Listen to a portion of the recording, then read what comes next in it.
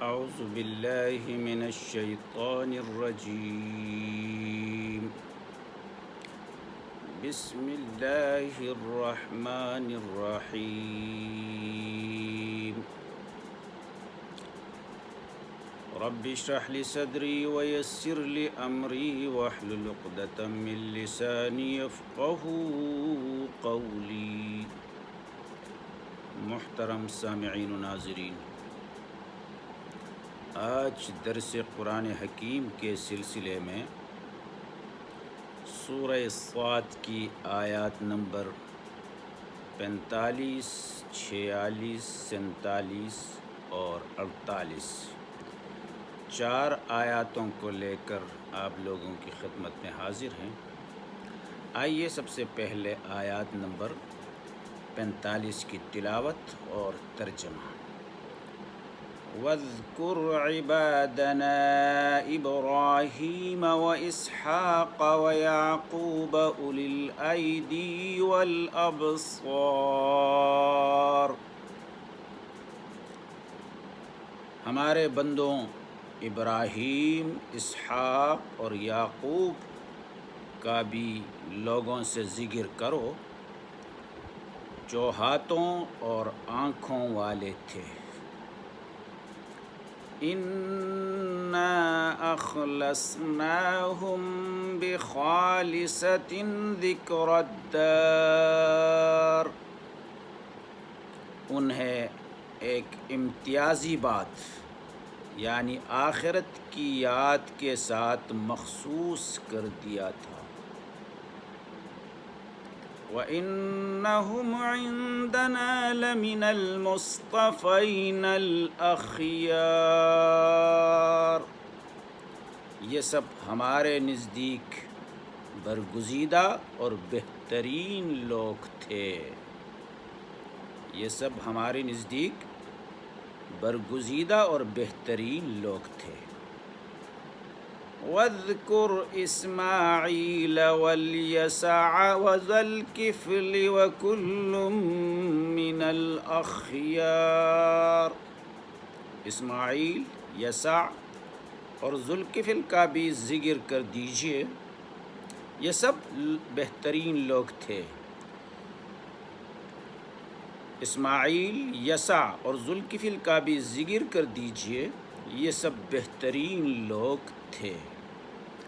نبی کریم صلی اللہ علیہ وسلم کو یہ نصیحت اللہ تبارک و تعالی نے فرمایا ہے۔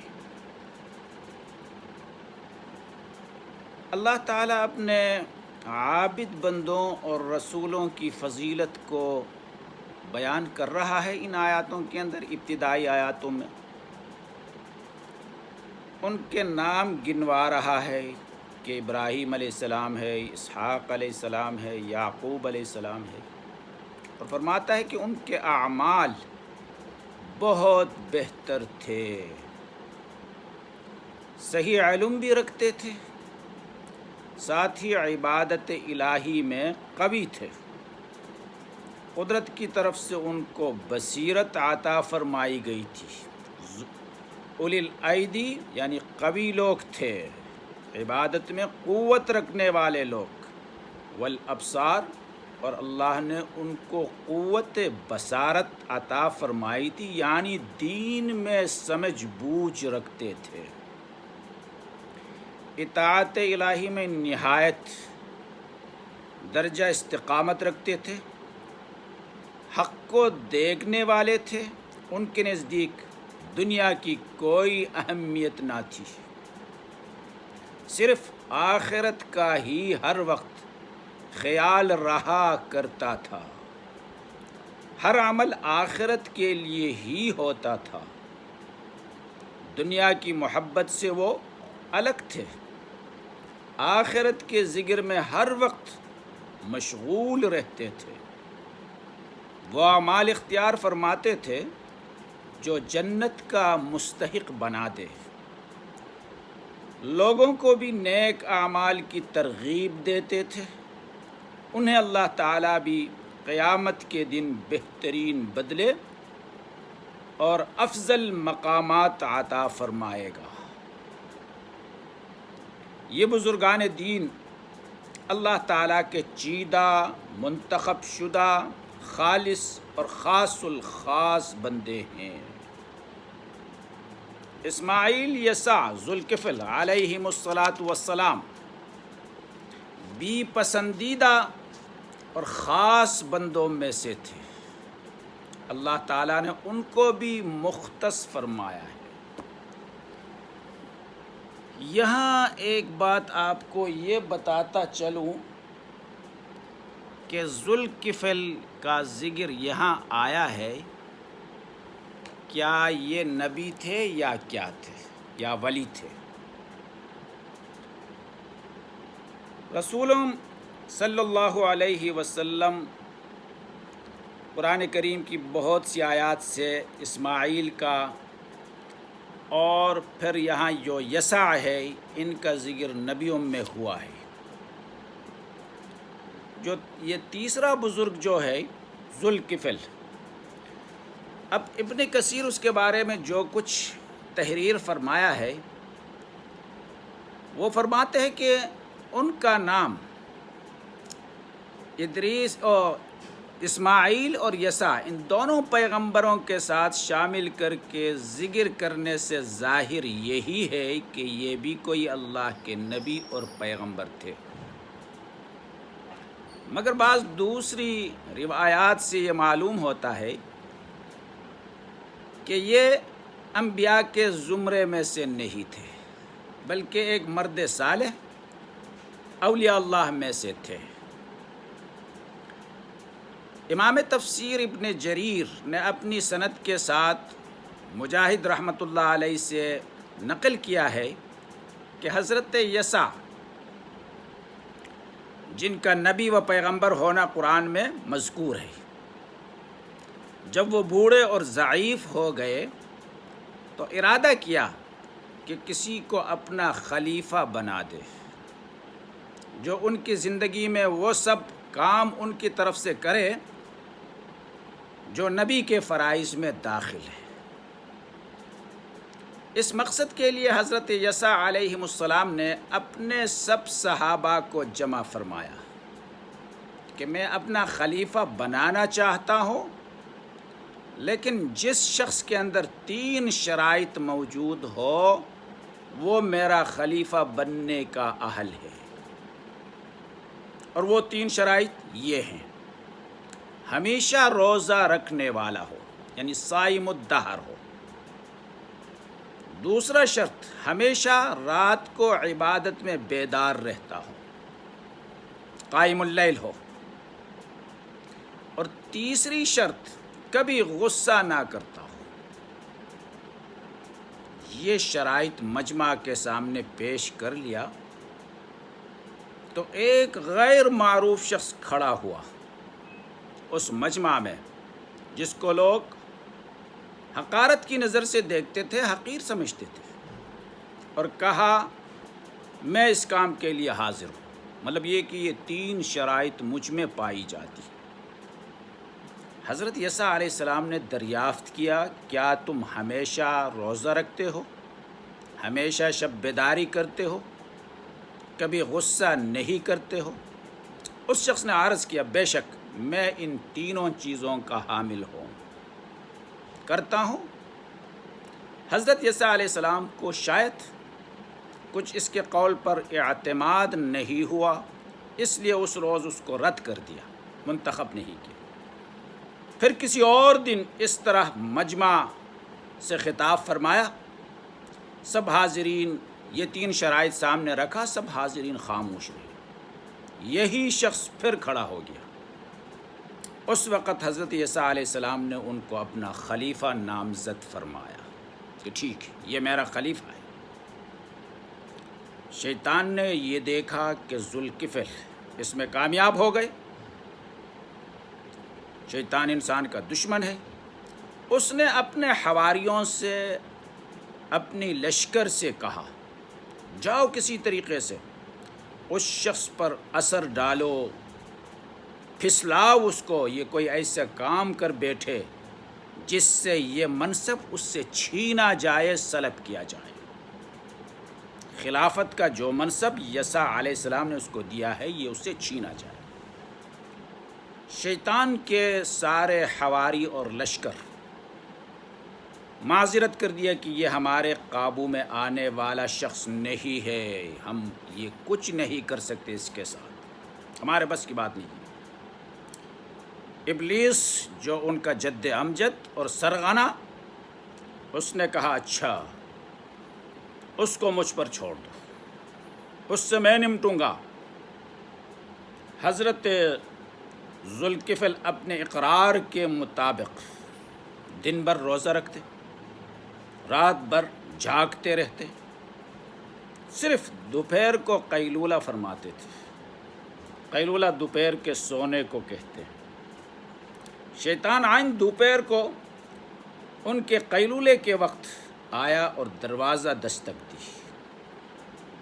ذوالکفل بیدار ہوئے، پوچھا کون؟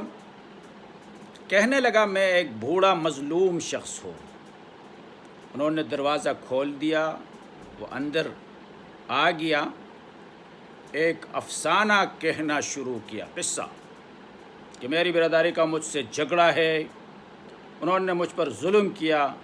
وہ ظلم کیا ہے؟ ایک طویل داستان شروع کر دی، یہاں تک کہ قیلولے کا وقت ختم ہو گیا۔ حضرت ذوالکفل نے فرمایا کہ جب میں باہر آ جاؤں، میرا مجمع لگ جائے تو میرے پاس آ جاؤ، میں تمہارا حق دلواؤں گا۔ حضرت ذوالکفل باہر تشریف لائے اور اپنے مجلس عدالت میں اس کا انتظار کرتے رہے، مگر اس کو نہیں پایا۔ اگلے روز پھر جب وہ عدالت میں فیصلہ مقدمے کے لیے بیٹھے تو اس بوڑھے کا انتظار کرتے رہے، تکتے رہے، نہیں آیا۔ جب دوپہر کو پھر قیلولے کے لیے گھر میں گئے تو یہ شخص آیا اور دروازے کو دستک دینا شروع کیا۔ انہوں نے پھر پوچھا کون ہے؟ جواب دیا ایک مظلوم بوڑھا ہے۔ انہوں نے پھر دروازہ کھول دیا اور فرمایا میں نے کل تم سے نہیں کہا تھا کہ جب میں اپنی مجلس میں بیٹھوں تو آ جاؤ؟ تم کل نہ آئے اور آج بھی انتظار کرتا رہا، اپنے مجلس میں نہیں آئے۔ اس نے کہا حضرت یہ میرے مخالف والے بڑے مضبوط لوگ ہیں، جب انہوں نے دیکھا کہ آپ اپنی مجلس میں بیٹھے ہیں، میں حاضر ہوں گا تو آپ ان کو میرے حق دینے پر مجبور کریں گے، تو انہوں نے اس وقت اقرار تو کریں گے ہم تیرا حق دیتے ہیں، پھر جب آپ مجلس سے اٹھ جائیں تو انکار کر دیں گے۔ انہوں نے پھر اس کو یہی فرمایا کہ اب جاؤ، جب میں مجلس میں بیٹھوں تو میرے پاس آ جاؤ۔ اسی گفت و شنید میں آج کے دوپہر کا سونا قیلولہ بھی رہ گیا۔ پھر وہ مجلس میں تشریف لے گئے اور اس بوڑھے کا انتظار کرتے رہے۔ اگلے روز بھی دوپہر تک انتظار کیا، وہ نہیں آیا۔ پھر جب تیسرے روز دوپہر کا وقت ہوا، نیند کو تیسرا دن ہو گیا، قیلولے کو نیند کا زیادہ غلبہ تھا، 3 دن سے نیند نہیں ہوئی ہے۔ گھر میں آ کر گھر والوں کو اور دربان والوں کو کہہ دیا کہ دروازے پر دستک دینے نہ دے کسی کو بھی۔ وہ بوڑھا پھر تیسرے روز پہنچا اور دروازے پر دستک دینا چاہا، لوگوں نے منع کیا تو ایک روشندان کے راستے سے اندر داخل ہو گیا اور اندر پہنچ کر دروازہ بجانا شروع کر دیا۔ شیطان ہے۔ پھر نیند سے بیدار ہو گئے، دیکھا یہ شخص گھر کے اندر ہے اور دیکھا کہ دروازہ بدستور بند بھی ہے۔